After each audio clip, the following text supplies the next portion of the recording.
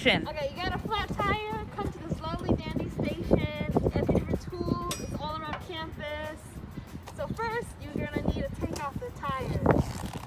Okay, see, you can take off the tires. Alrighty then. Make sure you have your nice inner tube, the right size. You gotta open it. Okay, I opened it. It's nice and open. Put it in.